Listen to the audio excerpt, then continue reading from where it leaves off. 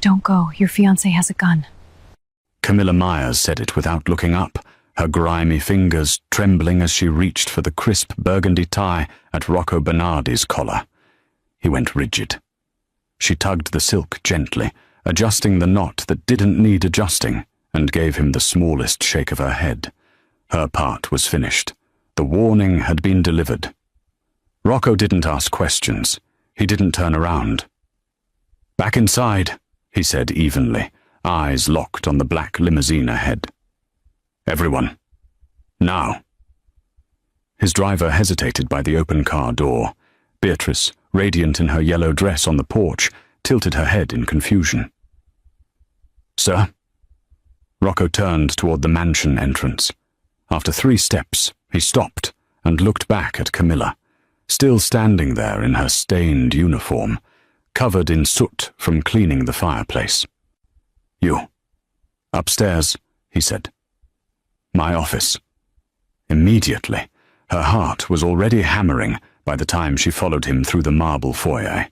Camilla had been nothing but invisible for 6 months, another faceless servant scrubbing toilets and polishing silver in the Bernardi estate.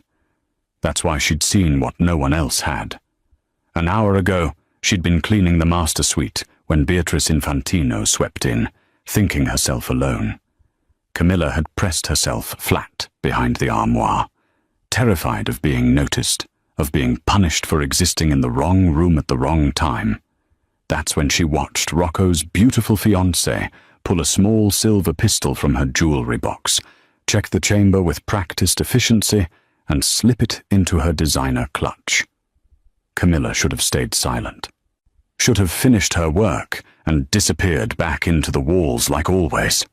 But she'd heard the whispers in the kitchen, how Rocco Bernardi was the only thing keeping the estate standing, how the other families circled like wolves, how the staff would all be turned out if anything happened to the Don. So when she saw him heading for that car, she'd made a choice. Now, climbing the grand staircase with Rocco Bernardi 3 steps ahead of her, Camilla realized with cold certainty she'd just made herself visible, and in this world, that could get her killed. Where in the world are you listening from? Tell me in the comments. Rocco's office smelled like leather and expensive cigars. Camilla stood just inside the doorway, hands clasped in front of her stained apron, while he moved to the window overlooking the circular driveway. Below, the Beatrice stood frozen on the marble steps, her yellow dress bright against the grey stone. The limousine idled in place, driver still at attention. "Tell me exactly what you saw." Rocco's voice was calm, but Camilla had worked here long enough to recognize the deadly quiet beneath it. "I was cleaning the master suite, sir. She came in. I hid behind the wardrobe because I wasn't supposed to be there yet. And she..." Camilla's voice cracked. "She took a gun from her jewelry box. A small one, silver. She checked it and put it in her purse. What time? Maybe an hour ago. I had just finished the second-floor bathrooms." Rocco didn't turn from the window. He pulled his phone from his pocket, typed something, then set it on the desk. 30 seconds later, it buzzed. He read the message, his jaw tightening almost imperceptibly. "But my driver's been with me for 8 years, Rocco said quietly. "You understand what you're accusing him of?" Camilla's stomach dropped. "Sir, I'm not. I only saw her with the gun. I didn't mean..." "But you assumed he was compromised." Rocco finally turned to face her. His eyes were dark, unreadable. "Why?" "Because..." She struggled to find words that wouldn't get her killed. Because she was so calm about it, like she knew exactly what she was doing. "And you were about to get in a car with her, alone, and I just..." She stopped, realizing how insane it sounded. A maid, presuming to understand Mafia business. Rocco studied her for a long moment. Then he picked up his phone again and made a call. "Marco, bring the car around back. Service entrance. Just you." He paused. "That's because I said so." He ended the call and gestured toward one of the leather chairs facing his desk. "Sit." Camilla perched on the edge of the seat, acutely aware of the dirt on her uniform, the soot probably smudged on her face. She didn't belong in this room. Didn't belong anywhere near this man. "What's your name?" "Camilla Myers, sir." "How long have you worked here, Camilla?" 6 months. "Who hired you?" "Mrs. Chen, the head housekeeper." "Family?" "No, sir. No one." Something flickered across his face. Interest, maybe, or calculation. "And in 6 months, have you ever spoken to me before today?" "No, sir." "To any of my men?" "Only when they need something cleaned." "To Beatrice?" Camilla shook her head. "She doesn't see the help." "But you see her." It wasn't a question. Rocco leaned against his desk, the arms crossed. "You see everything, don't you? Moving through rooms like you're invisible." She didn't answer. It was the truth, but admitting it felt dangerous. "Here's what's going to happen," Rocco said. "I'm going to get in that car and drive to my warehouse in Red Hook. You're coming with me. We're going to have a longer conversation, and you're going to tell me everything you know about my fiancée's routines, her visitors, her phone calls. Everything you've seen while being invisible." Camilla's hands twisted in her lap. "And if I can't help you, then I'll know you're lying." His voice dropped. "And if you're lying, if this is some play by the Corsetti family, or the Infantinos to get close to me, to make me paranoid about my own people." He didn't finish the threat. He didn't need to. "I'm not lying," Camilla whispered. "I'm just a maid. I saw the gun and I thought, you thought you'd save me." Rocco's expression was unreadable. "Brave or stupid. I haven't decided which." A soft knock at the door. "Boss?" "Car's ready." Rocco straightened, buttoning his suit jacket. "Let's go." Camilla stood on shaking legs. Through the window she could see Beatrice still on the front steps, now talking rapidly on her phone, her free hand gesturing sharply. Even from this distance, Camilla could see the tension in her shoulders. "Sir." Camilla's voice was barely audible. "What about her?" Rocco smiled, but it didn't reach his eyes. "Let her wonder. By the time we're back, I'll know if you're telling the truth." He opened the door, waiting. "And if you are Camilla Myers, you just became the most valuable person in this house." He said it like a promise, or a death sentence. She couldn't tell which. The warehouse interrogation lasted 3 hours. By the end, Rocco knew what Camilla ate for breakfast, where she'd grown up, and every detail she could remember about Beatrice's movements over the past 6 months. He also knew she was telling the truth. People who lied didn't remember the small things, what perfume Beatrice wore when certain visitors came, how she always checked her phone at exactly 10 p.m., the way she'd started locking her bedroom door 2 weeks ago. When they returned to the estate at sunset, Rocco brought 4 additional men with him. Camilla barely had time to process the armed guards now stationed at every entrance before Mrs. Chen appeared in the foyer, her face tight with confusion. "Mr. Bernardi, sir, if there's been a security concern, I should be informed." "Camilla Myers is being promoted," Rocco said, not slowing his stride toward the main staircase. "Effective immediately. She's head of household operations. She'll need the room next to mine. Have it prepared within the hour." Mrs. Chen's mouth opened and closed. Camilla felt every eye in the foyer turn toward her. Staff members she'd worked alongside for months, suddenly looking at her like she'd grown a second head. "Sir, with respect, there are protocols for promotions. Camilla has only been with us for—" "Within the hour, Mrs. Chen." Rocco's tone left no room for argument. He glanced at Camilla. "You'll want to collect your things. Have someone bring them up." He disappeared upstairs, leaving Camilla standing in her filthy uniform, surrounded by hostile stares. Well, Mrs. Chen said icily. "But congratulations." The word felt like a slap. By dinner time, Camilla had been installed in a room that was bigger than any apartment she'd ever lived in. Cream walls, a 4-poster bed, an ensuite bathroom with marble counters. One of the housemaids, a girl named Teresa, who'd barely spoken to her before, had delivered her single duffel bag of belongings with barely concealed contempt. "Must be nice," Teresa had muttered. 6 months of scrubbing toilets and suddenly you're sleeping in the family wing. Camilla had wanted to explain that this wasn't a reward, that she was more trapped now than she'd ever been in the servants' quarters, but Teresa had already left, and Camilla was alone in her golden cage.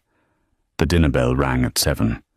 Camilla didn't know if she was supposed to attend, but a guard appeared at her door with instructions. The Don expected her in the dining room. She changed into the only clean dress she owned, a simple grey thing she'd worn to her hiring interview, and followed the guard downstairs. The dining room was cavernous, lit by a crystal chandelier that probably cost more than Camilla would make in a lifetime. Rocco sat at the head of the table. Beatrice sat to his right, pristine in a cream silk blouse, her blonde hair swept into an elegant chignon. She looked up when Camilla entered, and something dangerous flashed across her face before she smiled. "Rocco, darling, I think there's been a mistake. The help shouldn't be dining with us." "Camilla is no longer the help." Rocco gestured to the empty chair on his left. "She's my head of household operations, or she'll be joining us for meals going forward." Camilla forced herself to move to the chair, acutely aware of Beatrice's gaze tracking her every step. She sat down, hands folded in her lap, staring at the array of silverware she didn't know how to use. "How progressive of you," Beatrice said, her voice honey-sweet. "Though I have to wonder what qualifications a maid could possibly have for such an important position. Unless—" She paused delicately. "Oh, I see." The implication hung in the air like poison. Rocco's expression didn't change. "Camilla has proven herself perceptive and loyal, 2 qualities I value highly." He unfolded his napkin. "I trust that won't be a problem." "Of course not." Beatrice's smile didn't waver, but her eyes had gone cold. "I'm sure we'll become very close. After all, we'll practically be neighbors now. What won't we, Camilla?" Camilla managed a nod. "Yes, Mom. Please call me Beatrice. We're practically family now." She reached for her wine glass, and Camilla noticed the ring on her finger, a massive diamond engagement ring that caught the chandelier light. "Though I have to say, darling," this directed at Rocco, "it's unusual to make such dramatic stuffing changes without consulting me. I'm going to be the lady of this house soon." "You will be," Rocco agreed, "which is why Camilla will report directly to me, to ease the transition." Beatrice's fingers tightened around her wine glass. For just a moment, Camilla saw beneath the polished surface, saw the rage, barely contained. Then Beatrice smiled again, raising her glass. "To new beginnings, then?" Camilla didn't miss how Beatrice's gaze lingered on her throughout the meal. Didn't miss the way she asked pointed questions about Camilla's duties, her schedule, her access to various parts of the house. She was being measured, assessed, targeted. By the time dessert arrived, Camilla understood exactly what Rocco had done. He hadn't promoted her. He'd painted a target on her back and used her as bait, and there was no way out but through. The wire was smaller than Camilla expected, a thin device taped between her breasts, the microphone no bigger than a shirt button. One of Rocco's men, a tech specialist named Vincent, had installed it in her room at dawn while explaining in clinical detail what would happen to her if she tried to remove it or warn Beatrice.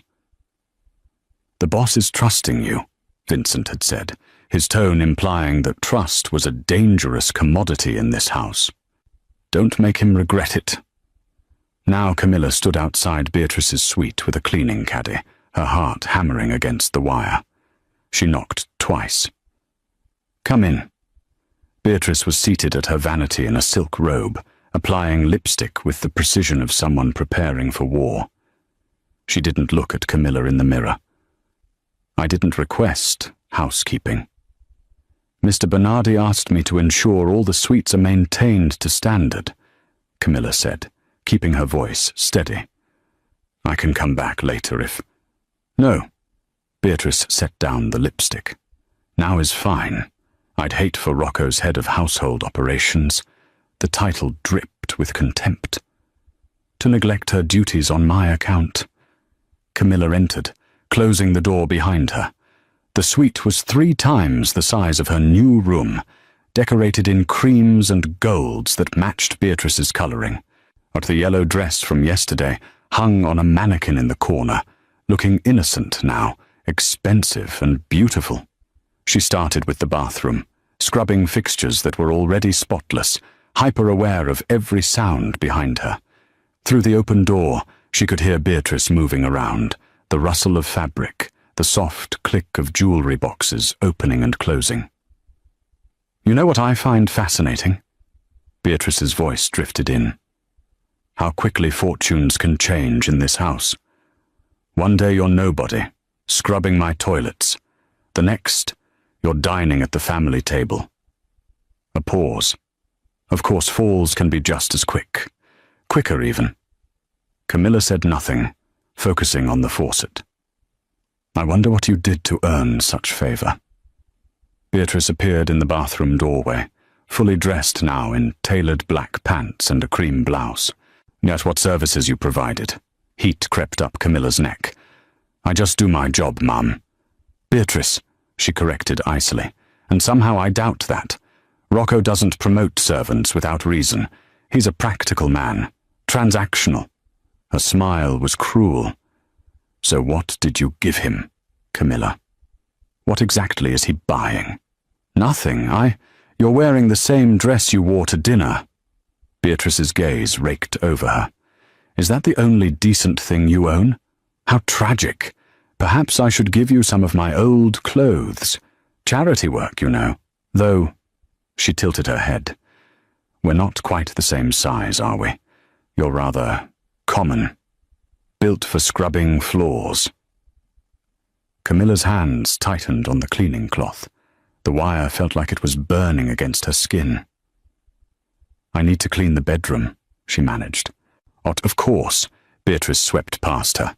"Don't let me stop you, though do be careful with the closet. Some of those pieces cost more than you make in a year." The closet was a room unto itself, lined with designer dresses, organized by color. Camilla started on the far end, dusting shelves, checking for anything that seemed out of place. Beatrice had left the suite. Camilla heard the door close, but she couldn't be sure she was alone. Could be a test. Could be a trap. She worked methodically, moving from section to section. Shoes, handbags, jewelry cases, everything was exactly as it should be, perfectly organized, perfectly normal. Then she reached the back corner, where a section of evening gowns hung in garment bags. As she moved one aside to dust the shelf behind it, her hand brushed against the wall panel, and it shifted. Camilla froze. She glanced toward the closet entrance, listening. Nothing. She pressed the panel gently. It swung inward on hidden hinges, revealing a narrow compartment behind the wall. Inside were 3 manila folders and a cell phone. Her hands shook as she pulled out the first folder. Inside were photographs, surveillance photos of a man she recognized from the estate, one of Rocco's senior men. His daily routine documented in meticulous detail. Coffee shop at 7 a.m., gym at noon, mistress's apartment at 6 p.m. every Thursday. The second folder contained similar documentation of another capo, the third, another. At the bottom of each file was a date, circled in red, all within the next 2 weeks. A hit list. Camilla's breath came quick and shallow. She pulled out her phone, hands trembling. and photographed each page as quickly as she could. The wire would catch audio but not visuals. Rocco needed to see this. She was sliding the last folder back when she heard it. Footsteps in the bedroom. "Camilla," Beatrice's voice, sugary sweet. "Still in here?" Camilla shoved the panel closed and grabbed her dustcloth, emerging from between the garment bags, just as Beatrice appeared in the closet entrance. "Just finishing," Camilla said. "All done now." Beatrice's eyes narrowed, scanning the closet as if she could sense the disturbance. "Good. You can go." Camilla gathered her supplies and fled, feeling Beatrice's gaze like a knife between her shoulder blades. She made it to the service stairwell before her legs gave out, and she sank onto the steps, shaking. The wire was still recording. She pressed her hand against it, feeling her racing heartbeat beneath. "I found something," she whispered. "I found it." The photographs from Beatrice's closet had bought Camilla a shred of credibility, but Rocco's expression when he reviewed them had been grim. "This proves she's planning something," he'd said. "It doesn't prove when. We need to catch her in the act." So Camilla remained in her golden cage, waiting for Beatrice to make her move. It happened 3 nights later, at the weekly family dinner. The dining room was fuller than usual. Rocco's underboss, 3 capos, and several associates filled the long table. Beatrice presided at Rocco's right, in an emerald dress that matched her jewelry, playing the perfect fiancé. Laughing at the right moments, touching Rocco's arm with practiced affection. Now Camilla stood near the sideboard where the wine was being served, ostensibly overseeing the staff, but really watching. Always watching. The first course came and went. Salad, perfectly dressed. Beatrice was animated tonight, telling a story about her father's yacht, her hands gesturing gracefully. She was good, Camilla thought. If you didn't know to look for the calculation behind her eyes, you'd never see it. The main course arrived. Osso buco, the chef's specialty. One of the servers, a young man named Paolo, brought out the wine. A 2015 Barolo that Rocco particularly liked. He poured for Rocco first, then Beatrice, then began working his way around the table. Camilla watched Beatrice's hand drift to her water glass, watched her take a delicate sip. Normal. Natural. Then Beatrice laughed at something the underboss said, and leaned forward, her hand sweeping out in a gesture that seemed careless, enthusiastic.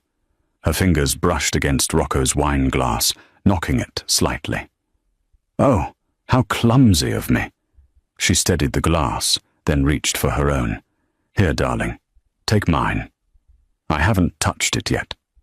She switched the glasses so smoothly that if Camilla hadn't been watching for exactly this kind of move, she would have missed it. Rocco reached for the wine, the glass that had been Beatrice's, and raised it toward his lips. Camilla moved without thinking. She grabbed the tray of wine glasses from the sideboard and started toward the table, her steps deliberately unsteady. The room seemed to slow down. She could see Rocco's hand tilting the glass, could see Beatrice watching him, her expression serene. Camilla's foot caught on the edge of the rug. She went down hard, the tray flying from her hands. Crystal shattered across the floor. Wine splashed across the white tablecloth, across Beatrice's emerald dress, across Rocco's suit sleeve. The room erupted in chaos. "You stupid, clumsy bitch!" Beatrice was on her feet, wine dripping from her dress. "Look what you've done!"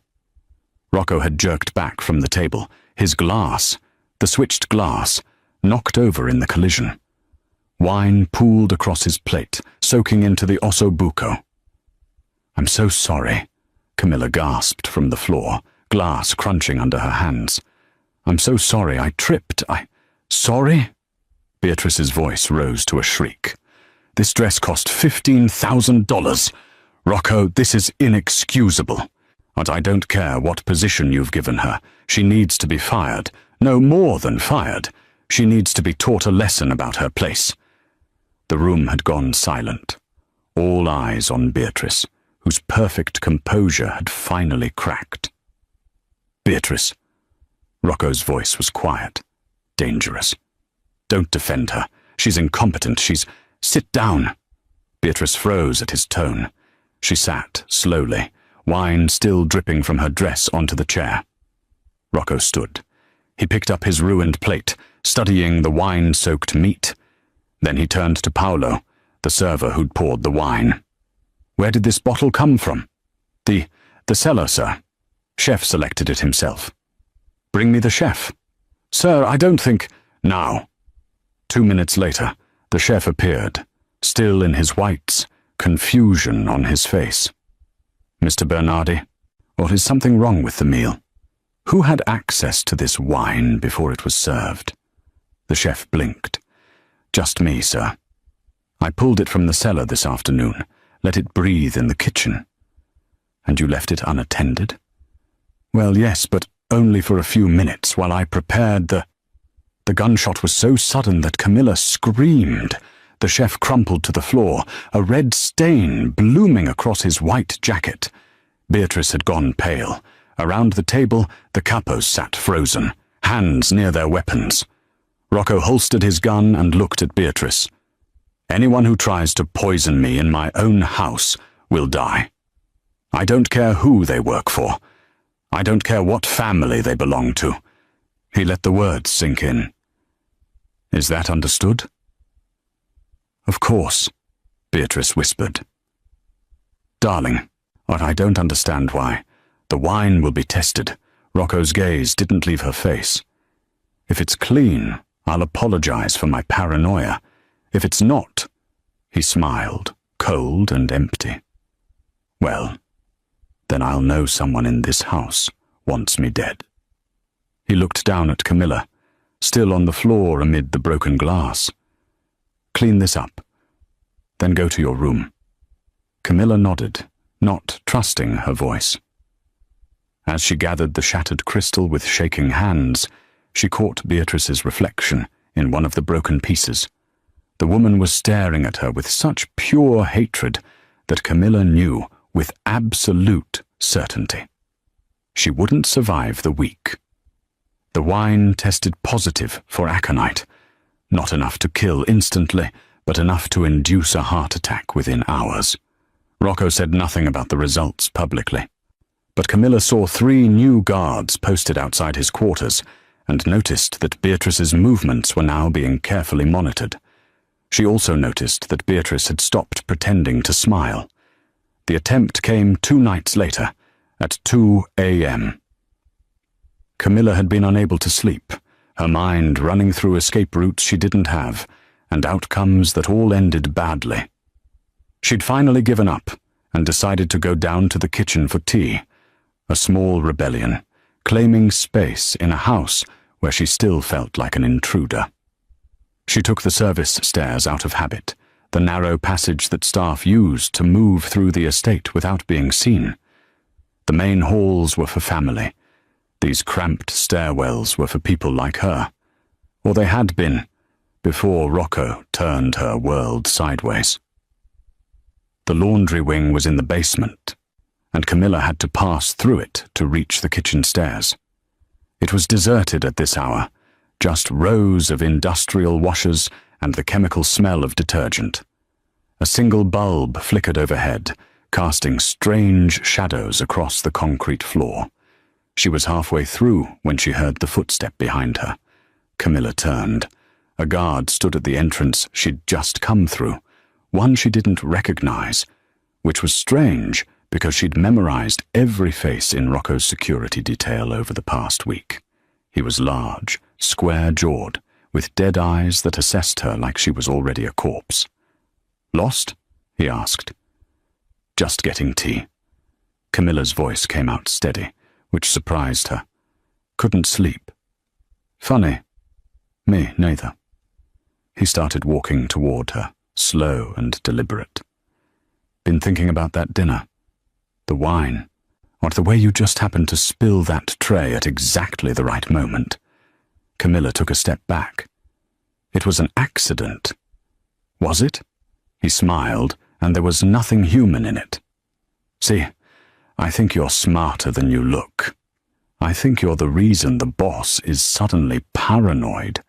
The reason he's watching everyone like we're all suspects. Another step back. Camilla's mind raced, calculating distances and exits. The kitchen stairs were behind her, maybe 20 feet. But he was faster, stronger. I don't know what you mean. Sure you don't. His hand moved to his waistband, and Camilla saw the knife, not a gun. Too loud. A knife was personal. Quiet. Nothing personal, sweetheart. Just business. Someone's paying good money to make sure you have an accident. He lunged. Camilla ran.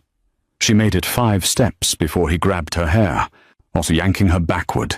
She screamed, and his hand clamped over her mouth, the knife coming up toward her throat. Then she remembered. 6 months of cleaning this house. 6 months of learning every corner, every passage, every hidden space that the architects had built for servants to move unseen. Camilla bit down hard on his palm. He swore, his grip loosening for just a second, and she twisted away. Instead of running for the kitchen stairs, she dove between 2 industrial dryers, squeezing into a gap that her months of being invisible had taught her existed. "You can't hide forever," the guard called, his voice echoing off concrete. "It's a dead end back there." But it wasn't. Behind the dryers was a vent, an old laundry chute that had been sealed off years ago but never properly closed. But Camilla had discovered it while retrieving a dropped earring. She'd barely fit then. She definitely didn't fit now. She forced herself into the opening anyway, ignoring the metal scraping her shoulders, the rust cutting her palms. Behind her, she heard the guard shoving the dryer aside. The chute dropped 6 feet into an old storage room that connected to the original service tunnels, passages that had once let servants move between wings without disturbing the family. Most of the house staff didn't even know they existed anymore. Camilla hit the ground hard, her ankle screaming in protest. Above her, the guard's face appeared in the chute opening. "Clever," he said, "but you're just delaying the inevitable." She didn't wait to hear more. The storage room had 3 exits, one to the old coal cellar, one to the original kitchen that was now just storage, and one that led to a tunnel running under the east wing. Camilla chose the tunnel, running despite her ankle, despite the darkness, despite the fact that she was in a thin nightgown with no shoes and no weapon. The tunnel was pitch black, but she knew it. Had walked it dozens of times with flashlights and cleaning supplies, clearing out the spider webs and old furniture that accumulated in forgotten spaces. She counted steps, used the wall to guide her, and emerged in the sub-basement beneath the garage. She could hear footsteps above her. Multiple guards now, voices calling out. A radio crackling with instructions. Camilla pressed herself into the shadows beneath the stairs, breathing hard, and pulled out her phone with shaking hands. No, she typed out a message to the only person who could save her now. "Beatrice sent someone to kill me. I'm in the garage, sub-basement. Guard named Marcus. Square jaw, scar on left cheek." She's going to keep trying. She hit send and prayed Rocco checked his messages. Prayed that whatever calculating reason he had for keeping her alive was stronger than Beatrice's money. Because if it wasn't, these tunnels would just become her tomb. Rocco found her 40 minutes later, still hiding beneath the garage stairs, her nightgown torn and her feet bloody from running through the tunnels. He came alone, which she hadn't expected, his gun drawn, and his face a mask of cold fury. "Come here," he said quietly. Camilla limped out of the shadows. He holstered his weapon and shrugged off his jacket, wrapping it around her shoulders without a word. It smelled like expensive cologne and gun oil. "Marcus?" she asked. "Dead." Rocco's jaw tightened. along with the 2 men who helped him get past my security. Beatrice is currently explaining to me why I shouldn't put a bullet in her head right now. What did she say? That she has no idea what I'm talking about, that Marcus must have been working for the Corsettis. He looked at Camilla, and something in his expression shifted. You're bleeding. She glanced down at her feet, at the cuts from broken glass and rough concrete. It's fine. It's not fine. He pulled out his phone, typed something, then pocketed it. We're leaving. Now. Leaving where? Somewhere she can't reach you. He started toward the garage stairs. Can you walk? Camilla nodded, though every step sent pain shooting up her leg. Rocco noticed. Without asking permission, he swept her up, carrying her like she weighed nothing. She stiffened in his arms. I can walk. You can also shut up and let me help you. His tone left no room for argument. A black SUV was waiting in the garage, engine running. Rocco settled her in the passenger seat and drove, saying nothing as they left the estate behind. Camilla watched the gates disappear in the side mirror and wondered if she'd ever see them again. They drove for 2 hours, winding up into the mountains north of the city. The safe house turned out to be a cabin, isolated, surrounded by pine trees, with no neighbors for miles. It was smaller than Camilla's room at the estate, but felt bigger somehow. Real. Rocco carried her inside and set her on the couch, then disappeared into what she assumed was a bedroom. He returned with a first aid kit and knelt in front of her, reaching for her injured foot. I can do it, she said. I know you can. He started cleaning the cuts anyway, his touch surprisingly gentle for someone who'd killed 3 men tonight. But you're going to let me. Camilla watched him work, this man who terrified everyone he met, carefully bandaging her feet like it was the most important thing in the world. The hierarchy of the mansion felt very far away. Why? She asked finally. Why what? Why are you doing this? You could have just killed Beatrice. Ended this. Rocco's hands stilled. I don't have proof yet. Just your word against hers, and she's the daughter of one of the 5 families. If I kill her without evidence, her father will burn my organization to the ground. He resumed bandaging. So I need time.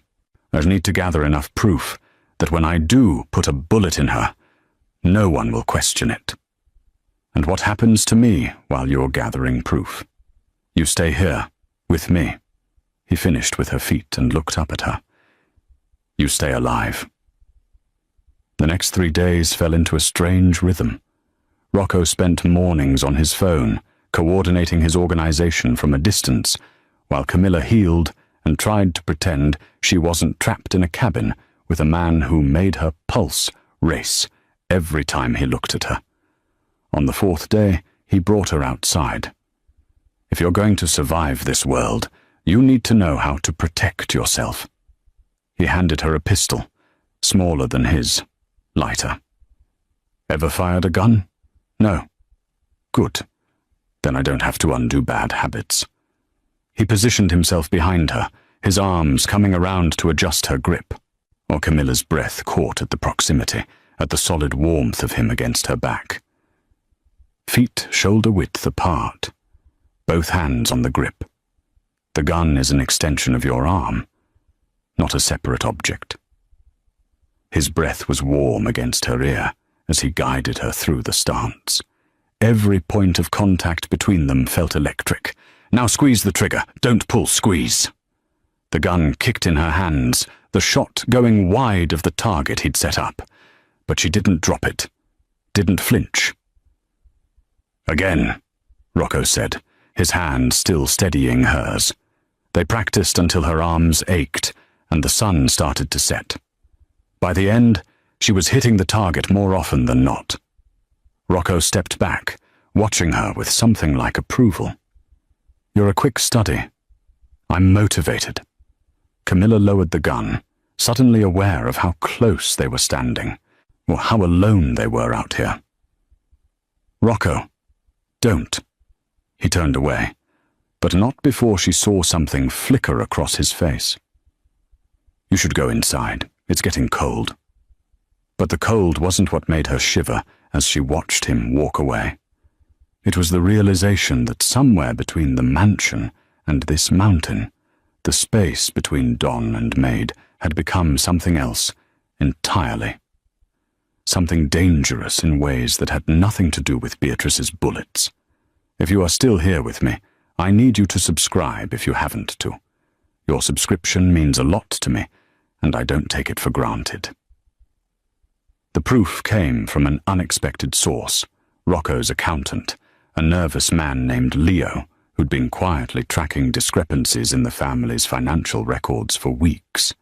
He arrived at the cabin on the 7th day, carrying a laptop and looking like he expected to be shot for his troubles.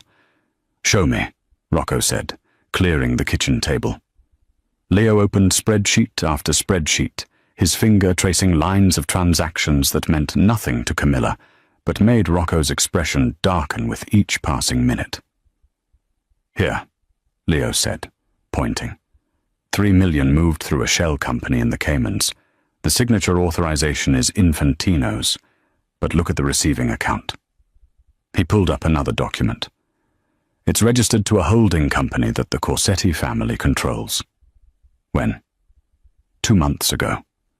Right after your engagement was announced. Rocco leaned back in his chair, his jaw tight. What else? More transfers. Smaller amounts, but consistent.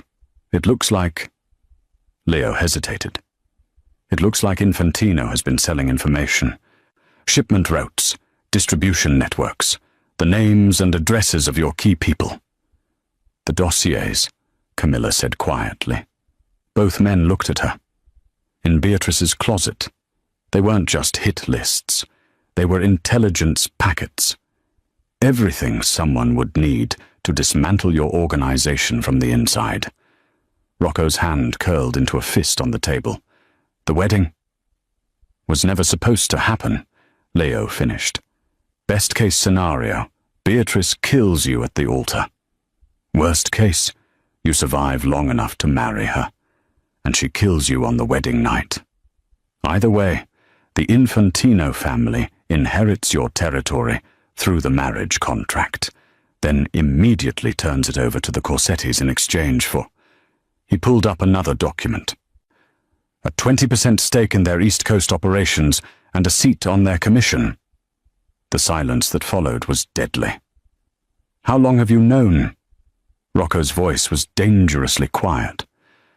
I suspected for weeks, but I couldn't prove it until yesterday.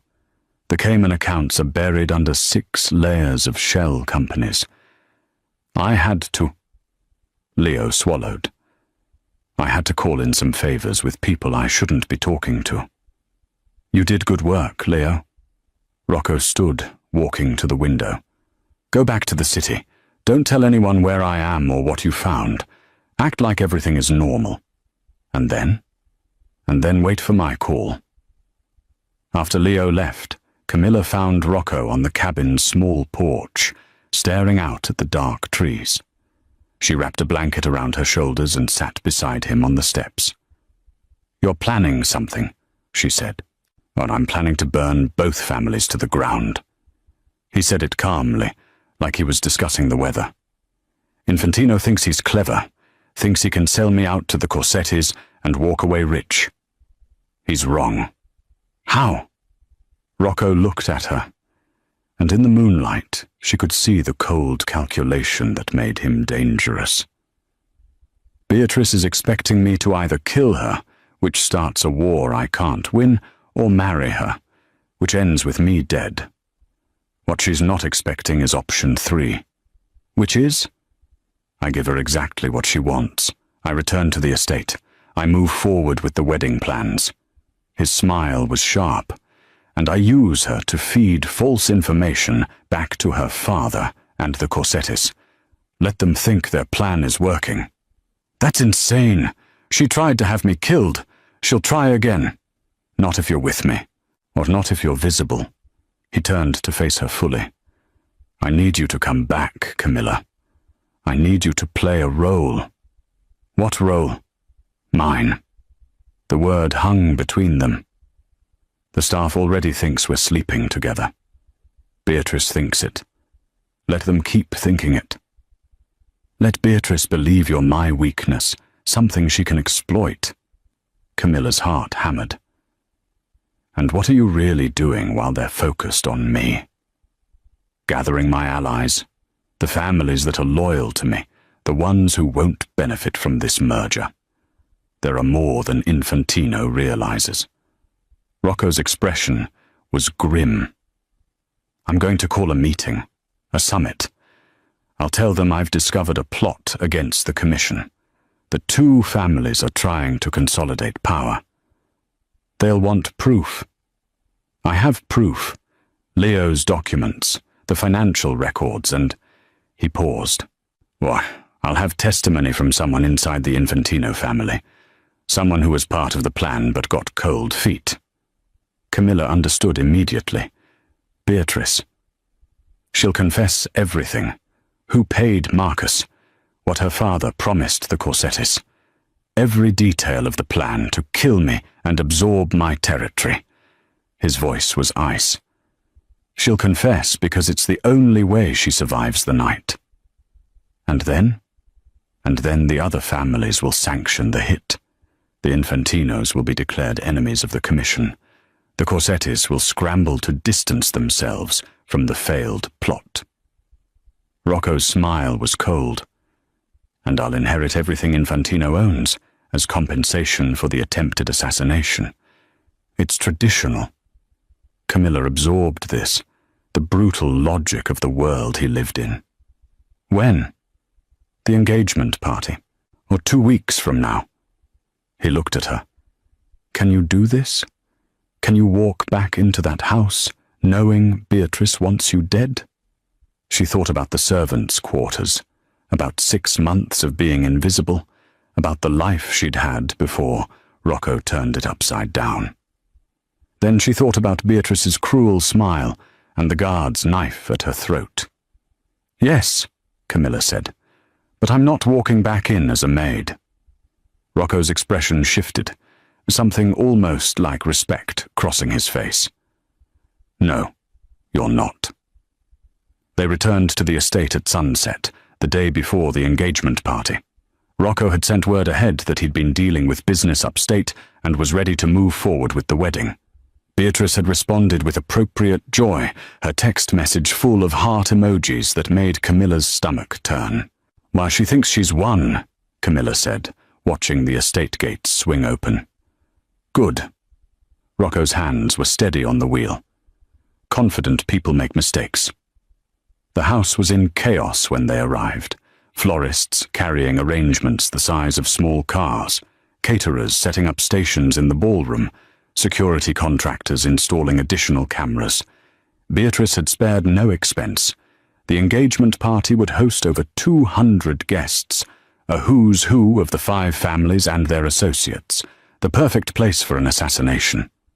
Beatrice greeted them in the foyer, resplendent in a white cocktail dress that probably cost more than a car. She kissed Rocco's cheek, her smile brilliant and empty. Darling, I was so worried. 2 weeks without a word.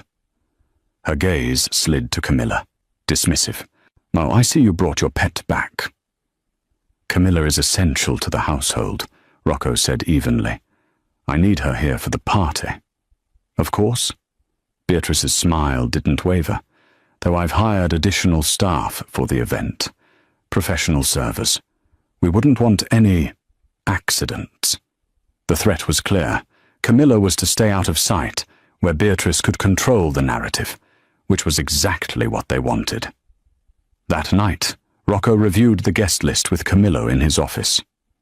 These are confirmed Infantino loyalists, he said, marking names with a red pen. These are Corsetti associates, and these, he circled 5 names, are the ones I'm worried about. Professional contractors. They don't belong to any family. Assassins? Likely. but I can't refuse them entry without showing my hand." He looked up at her. "Well, that's where you come in."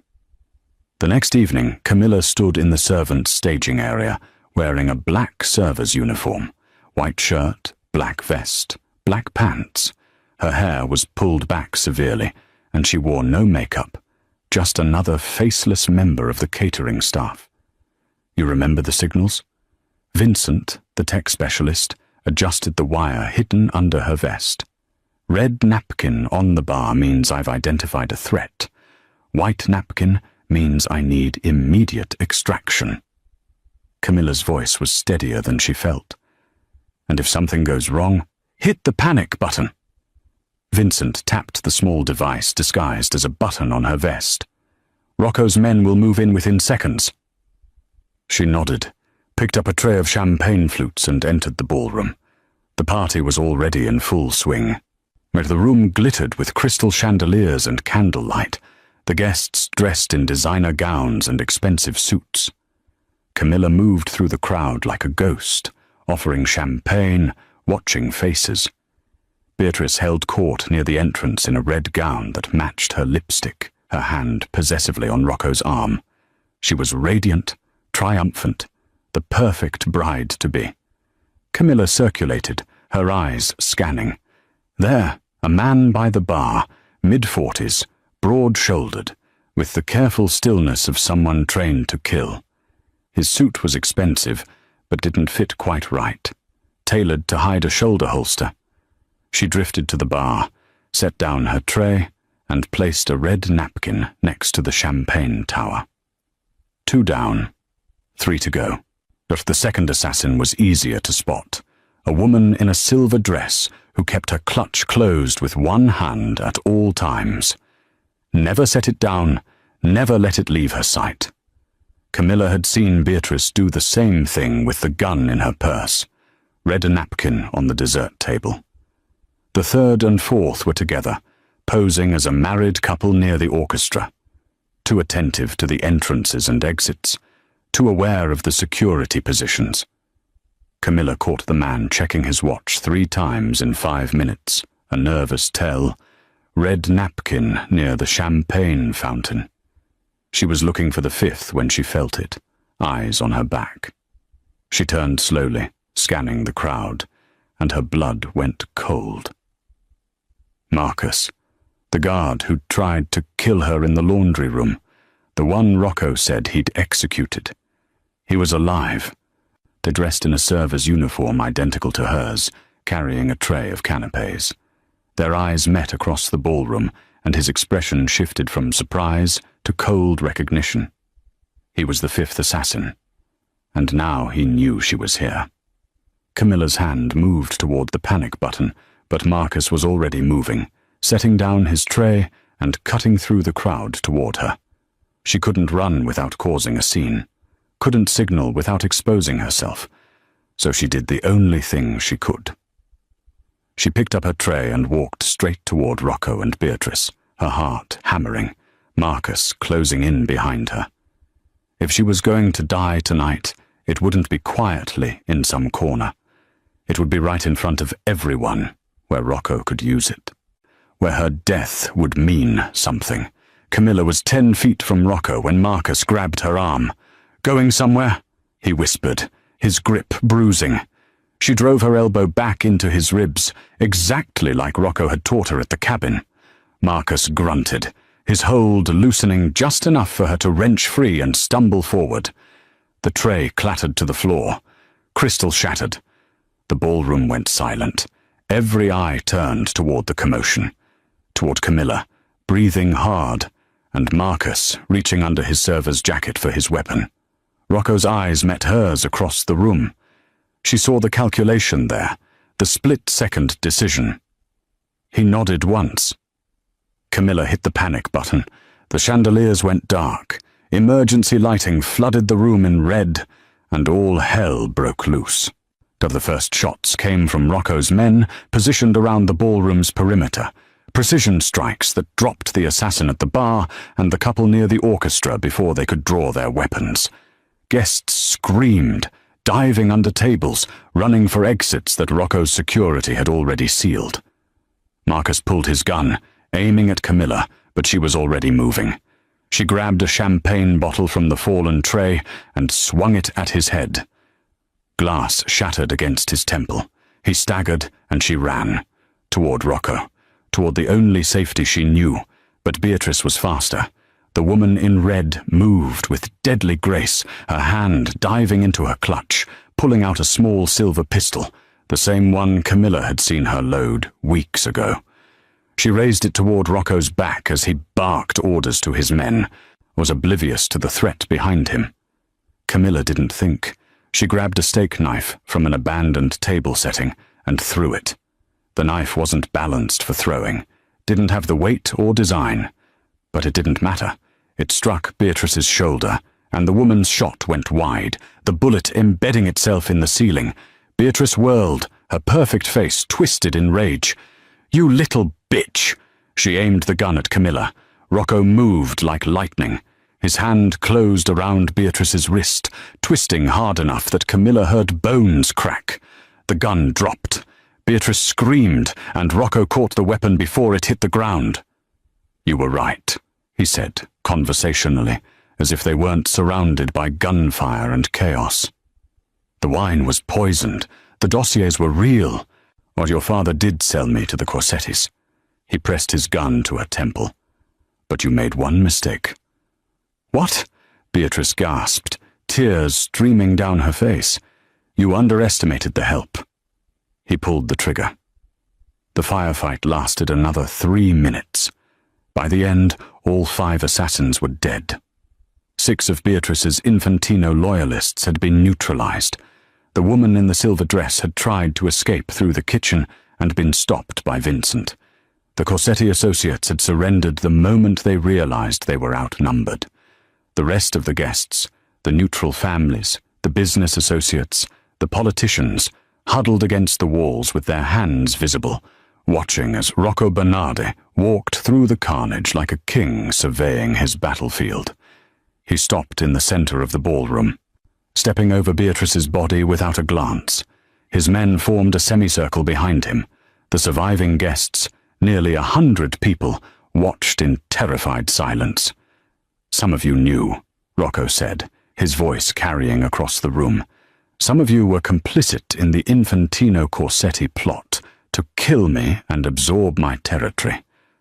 Some of you simply chose to look the other way." No one spoke. But one person. He turned, his gaze finding Camilla where she stood amid the broken glass and blood, still holding the champagne bottle.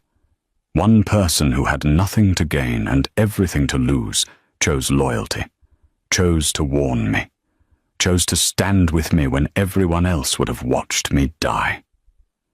He walked toward her, his footsteps echoing in the silence. When he reached her, he carefully removed the server's apron from her waist and let it fall to the floor. "Camilla Myers is no longer a servant in this house," Rocco said, loud enough for everyone to hear. "From this moment forward, she is under my protection. She speaks with my voice. She acts with my authority." He took her hand, the gesture unmistakable in its meaning. "She is the new mistress of the Bernardi estate, and anyone who disrespects her, anyone who threatens her, anyone who even looks at her wrong," his smile was cold, "will answer to me." The room remained silent, but Camilla saw it, the shift in how people looked at her. No longer invisible, no longer nothing. Rocco raised their joined hands. "Now get the fuck out of my house, all of you, except..." His gaze swept across the Corsetti associates. "You. But we need to have a conversation about reparations." As the guests fled and Rocco's men began securing the prisoners, Camilla stood in the center of the destroyed ballroom, still holding Rocco's hand. She thought about the girl who'd hidden behind wardrobes, who'd scrubbed floors in silence, who'd believed she was powerless. That girl was gone, burned away in the red light and gunfire. "What now?" she asked quietly. Rocco looked down at her, and for the first time since she'd met him, his smile was genuine. Now we rebuild. Together. Sometimes the most dangerous thing you can do is see what everyone else ignores. Sometimes loyalty is rewarded not with gold, but with power, and sometimes the girl who cleans the floors ends up owning the house. What would you have done in Camilla's position? Would you have stayed silent, or risked everything for a dangerous man's life? Drop your thoughts in the comments below, and don't forget to like and subscribe for more stories where the underdog becomes the queen. Share this with someone who needs a reminder that your circumstances don't define your destiny. Your choices do.